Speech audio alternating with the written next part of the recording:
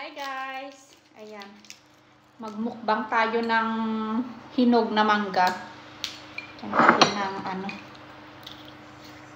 Naglaway na ako. Hindi ko pa natikman.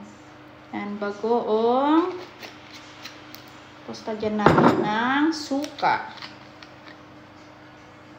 At saka sili. Ayan guys. Kaming dalawa lang ni Sofia dito sa bahay. Wala yung boys. May training si Isaac, tapos si Lucas naman ay nasa kaibigan niya. Kanina pa siya doon actually, kaninang mga I think una pa ata. Yung classmate din niya. Anak ko, can you make it lower?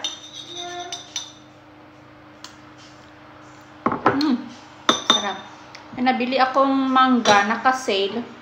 Kaya pala naka-sale kasi, ayan, paano na, medyo malambot na.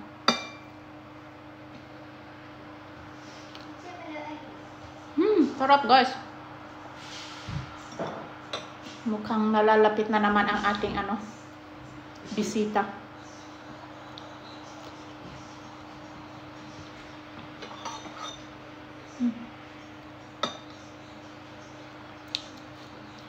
Hinigop yung bagoong. So, ayan guys. Ako. Niloloko ko tong mag-aama ko. Kung pwedeng anak ko! Kung pwedeng Christmas decor na ako.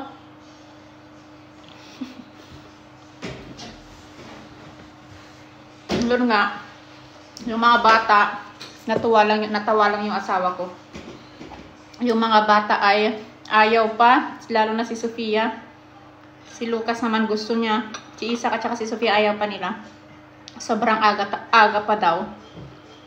Although may nakikita naman akong mga kababayan nating nakatira dito sa Norway. Kasi nakikita ko yung mga nila, Facebook stories, mga ganon. Na nakapag-decorate na sila. Tinaas ko na yung pa ako. Dati din. Nung kaming dalawa pa lang ni Mr. As in. Siguro mga ganito. Pagkatapos ng Halloween. Yan, nagde-decorate na ako. Doon pa sa dati naming tinitirhan sa isang apartment. As in, ang aga ko ding Sofia! Nagpapa-music tong anak ko. Can you make it a little bit lower, anak ko? Maaga din akong nagde-decorate. Kasi nga, iba talaga yung feeling kapag nakikita na natin yung Christmas decorations. Kaya ngayon ay inaano ko yung sarili ko. Pinipigilan ko, although yung utak ko nasa mga Christmas decorations na. Gusto ko nang ilabas.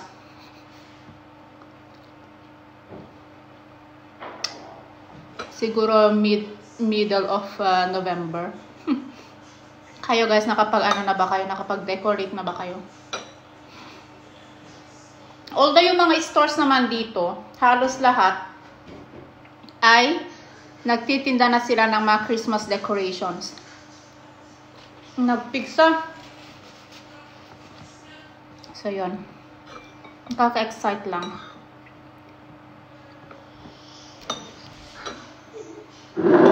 Nagbe-bake pala si Sofia guys ng cookies.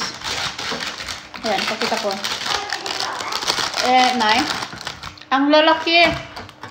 Ang liliit lang yung inilagay. Tapos, ayan magkasing laki lang ng mukha ko. It smells good, Sofia. Can I taste it later? Yeah.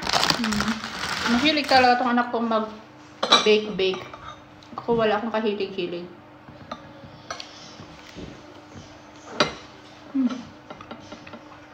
So yan guys, konting kwentuhan lang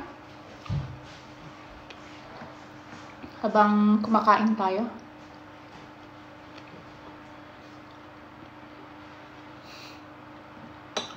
Sarap. So yan, thank you guys for watching. Kahit short video lang. Salamat. God bless everyone and have a great week ahead again. Ayan. Maglulunes na naman bukas. So, Thank you and God bless us all.